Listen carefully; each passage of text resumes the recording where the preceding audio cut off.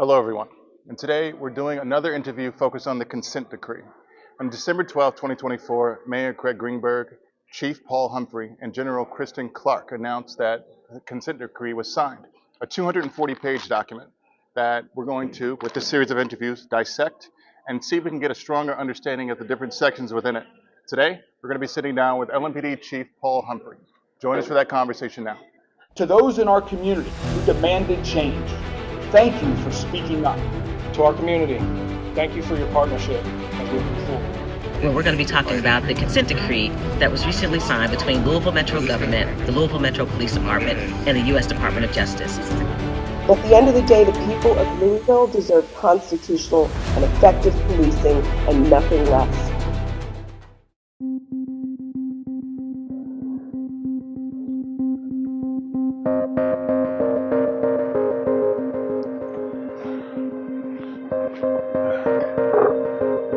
Chief Humphrey, thank you for joining me today.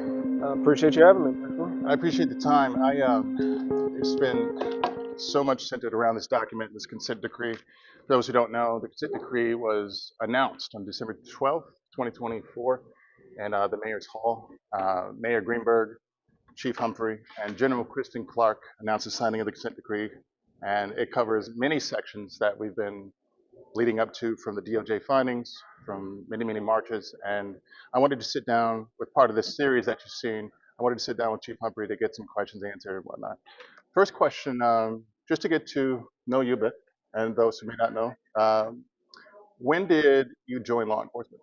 So I joined the police department back in 2006. So kind of my path on the police department started off in the 6th Division. So I rode kind of Preston Highway, Indian Trail, Newburgh, that area for a while, and then transferred down here to the 1st. So we're in the 1st Division right here at the Goodwill Center. I rode the Russell neighborhood for several years. At that point, you were, what An was your officer. rank? I was still an officer. So spent several years on Beat 2 down here. So we're talking about 15th to the Expressway Gotcha. and Jefferson to Broadway. So that was my beat for a long time. And then was in a unit called Halo, the Housing Authority unit. Gotcha. So I had Dosker Manor and Beecher Terrace primarily. Joined the SWAT team in 2009. Spent about 10 years on the team almost, 9.5. And I spent some time in the 4th Division as a sergeant, time in internal affairs. I spent almost 3 years in internal affairs. Full-time SWAT team. I was the team commander.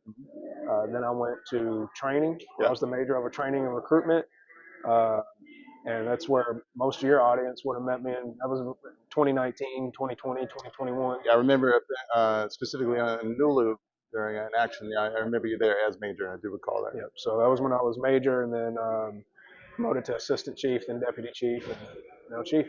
Gotcha. And you are the 6th chief since that beginning, of course. And I think it was Steve Conrad at that point, and then it went from there to Robert Schroeder, and then Yvette Gentry, and you, Miss Gentry, are then Chief Gentry are My sister. your sister. Gotcha. So she's my sister.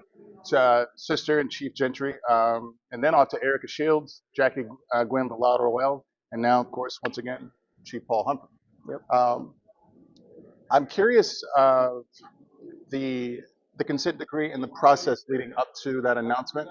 There were many who wanted to be involved in that process. I'm speaking on community members, of course, community organizations. Tell me a little bit about what that process looked like, what led up to that signing. Well, I'll backtrack a little bit Okay. and explain that, for basically 2 years before that negotiation started, there was the investigation that the Department of Justice was conducting. Of course. So that was actually my role during that time period. I was the liaison between the department and the Department of Justice. Oh, okay. And so that was my job, was to coordinate everything that they needed. So when they made requests of the department, that was my role, was to fulfill that while I was going through that process of looking at what's happening around the country in policing and what the best practices are and the way things are handled in other cities, and start to incorporate a lot of those into what we're doing. Gotcha. And so that's where the Accountability Improvement Bureau and everything grew out of that process that we were going through during the investigation of learning and growth during that time period. So Then the process of negotiations occurred just like any other negotiations.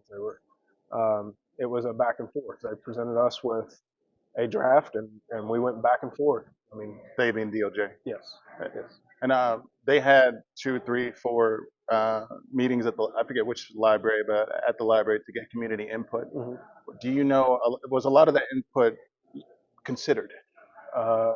From their side, you would have to ask them Yeah. on what specifically was based on community input in their draft versus what were ideas that they got from other places. So, Gotcha, gotcha.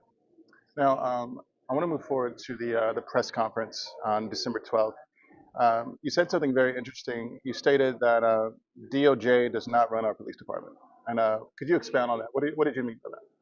so that's one of the criticisms historically of consent decrees is that people think that the DOJ usurps the role of the police chief in decision making and the day-to-day operations, and that's just not the case. I'm the police chief. If something goes wrong, regardless of whether we have a consent decree or not, you're going to blame me for it. Mm. So I want to make it clear that I'm the one running this place. Officers are responding to what I and the rest of the command staff, the decisions we make, and we're going to be held accountable for those decisions one way or the other. So I wanted to make that clear to the public that when they see successes come out of this police department, it's because of the hard work of the men and women in this police department. And when there's things that we do that we need to improve on or we mess up, I'm accountable for those. So, and because there's a consent decree doesn't mean that that changes. And with this signing, what has been the temperament or what has been the morale, I guess, with your officers, whether it's the command staff or any rank for that matter, as it relates to this consent decree? I don't really think there's been much of a reaction one way or the other. We've spent a lot of time in the last several years trying to educate the department about what this process was, what a consent decree looks like. And so this was another step that was expected in the process. Yeah. And so I don't think it was a shock to anybody's system or anything like that, because I do think we had done a pretty good job of trying to educate the agency of what to expect.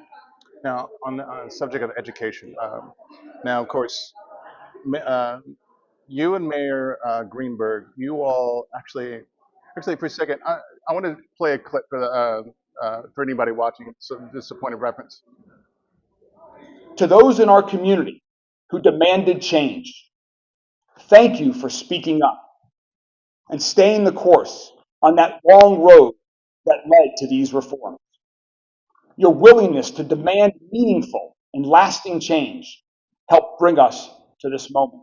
To our community, thank you for your partnership as we move forward, and thank you for your patience throughout this process. Now, in that clip, you and Mayor Greenberg were thanking community members for a partnership, and Greenberg was saying thank you for those who stood up for, for their own rights, if you're exercising the First Amendment rights. My question was, as it relates to that reference anyway, with those still fighting charges, if you will, is it possible to, I don't know, what is the process to get those charges dropped? And I ask that because it just seems if you and Mayor Greenberg are going to thank those who marched, protested, then I guess the biggest thank you would be to dropping those charges, if you will. No, I don't have any appetite for dropping any charges. Somebody that's legally charged, let the court system play that out. If the charges don't have validity, or the Commonwealth or the county don't see fit to continue with those charges, then those charges will be dropped.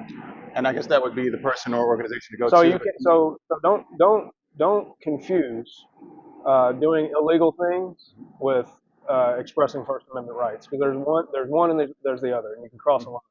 And so where people cross the line and were arrested for it, then I would expect those charges to be prosecuted. If they didn't cross the line and the Commonwealth feels like there's not enough to continue with those charges, then they'll be dropped. Now, if I'm marching with, John Smith, speaking of a name, and we both get a charge for trespassing, and my charge gets dropped and his doesn't, would you take that up with the Commonwealth? Commonwealth I mean, you're attorney, talking about when you start to get into very specifics of stuff like that, charged by charge. I'm speaking in generalities that I'm not asking for anybody to drop any charges. Understood. I'll transition to another part of that press conference. which was, of course, this is a question for Greenberg, but I'm curious in the consensus of the process of it. If you do know the process of, course, this is the independent monitoring process. Mm-hmm. There was a point where Mayor Greenberg stated that today, that is being on December 12th, that an RFA will be pushed out to the public.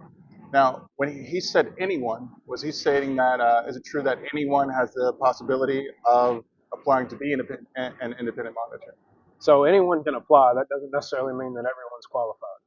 And the way that the RFQ went out was it gives the opportunity for those larger entities that have qualifications to be able to call on individuals that have individual subject matter skill areas that they might be a benefit to the monitoring team. So when people think about an independent monitor, I think they often think, oh, they're going to hire one person that's going to do all that. No, this is a big project.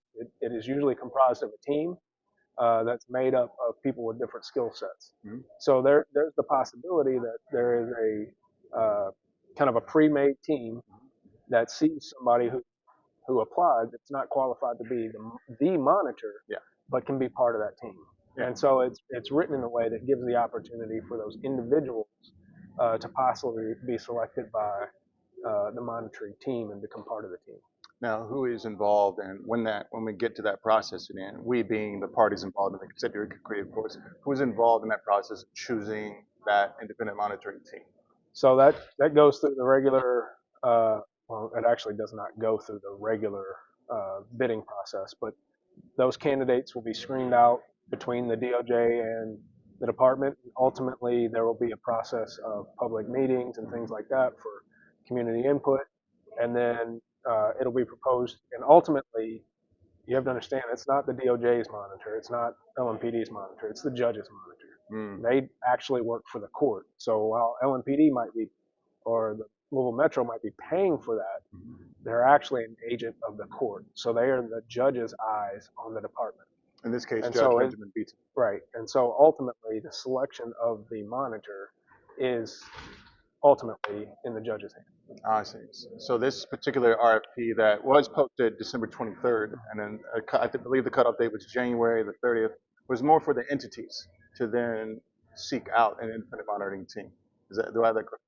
Well, there'll probably be some people that are already have a team in place that might see individuals that they want to add to their team for specific skill sets. But you'll get law firms that'll do it. You'll get consulting firms that'll put in for it. You'll get individuals that'll put in for it. So I imagine there'll probably be a good number of candidates that will put their name in the bucket. I want to transition a bit to the Office of Inspector General. Mm-hmm. I guess first, before I go into that, generally speaking, in a broad term, what has the relationship been like between LMPD and the Office of Inspector General? Part A, before the memorandum of understanding, and then after that. Well, I think anytime you create a new office like that, there's going to be some kind of bumps in the road of trying to figure out the logistics of a lot of stuff. And I think for the most part, we figured all that out. Myself and the Inspector General have a perfectly fine relationship, and so I think it's fine right now.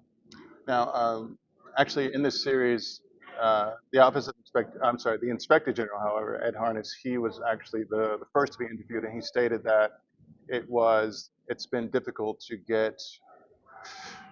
meet timelines, if you will, from. I didn't hear specifics, so I can't get specific from officers he was trying to have conversations with from whatever case was happening. I don't know. In this consent decree, it states that it holds LMPD accountable to meet those, if you can't meet with OIG, to let them know by a certain timeline and whatnot. I bring that up to ask the next question. Now, if this consent decree is not signed into court, is it your ambition or desire to continue meeting those desires to have that relationship with OIG?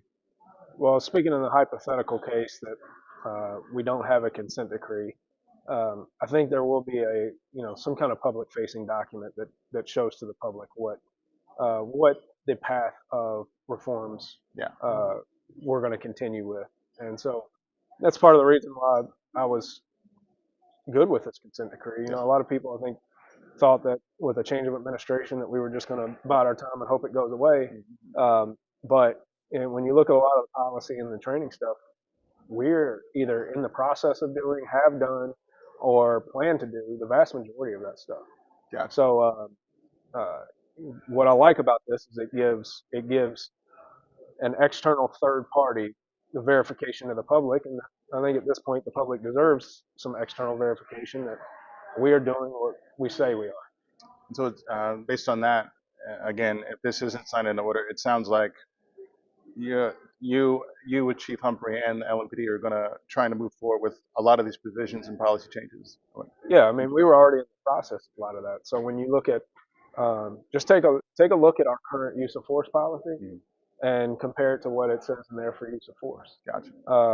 You know, we've been in a learning process and a growth process for a long time now, and so I don't intend for that to change, regardless of what is on paper as far as a consent decree or in the court. Gotcha.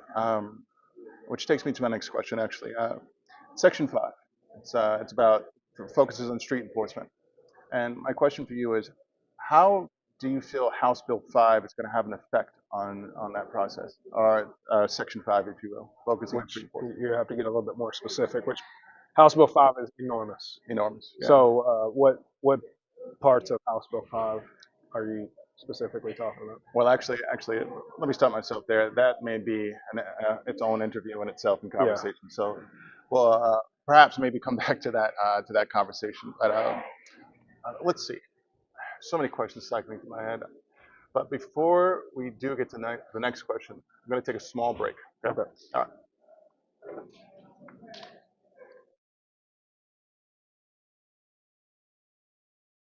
The lights of Kentucky Performing Arts shine on more than our shows. They illuminate a pathway of discovery for all throughout our Commonwealth. A pathway of creativity, confidence, possibility, of brilliance, inspiration, curiosity, and wonder. For 40 years, Kentucky Performing Arts has led a pathway to unite the Commonwealth around the joy of discovering the arts, and will continue to shine this light far into the future.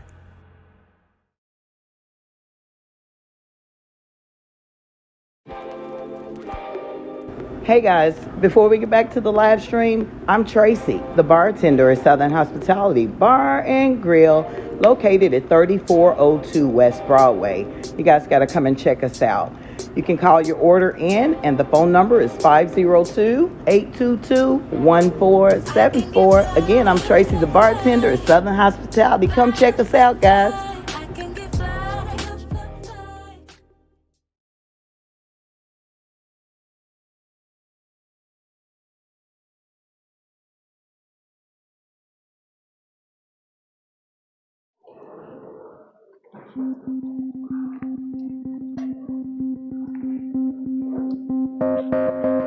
All right, we're back. Again, thank you for taking the time for this interview. I just want to ask you, there's a lot of questions I want to ask, but I want to stick with a couple more, and it focuses on the hearing. And this hearing was in Benjamin Beaton's court, federal court that was.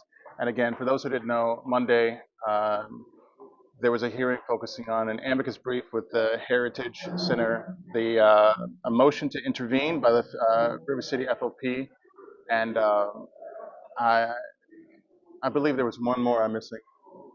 I think the ACLU filed an amicus brief as well.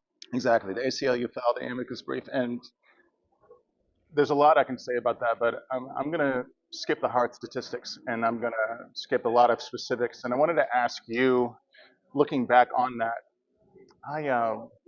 what was your consensus after that hearing as it relates to the consent decree moving forward? I mean, at this point, it's really a lot is in the hands of the judge at this point. Yeah. I think when you look at it, consent decrees and that process, it's fairly unique compared to most both civil and criminal processes. So it's an unfamiliar situation for us, and so we are following the advice of the judge and what he tells us to do, and so we're kind of waiting for him to have whatever rulings he has. So, gotcha. we're just kind of at his mercy at this point.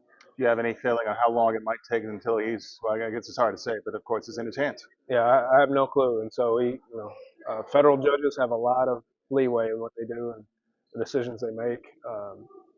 Between he and the lawyers from Metro and the lawyers at DOJ, they obviously know all the laws related to this, and he'll make the decisions that he deems appropriate, I guess.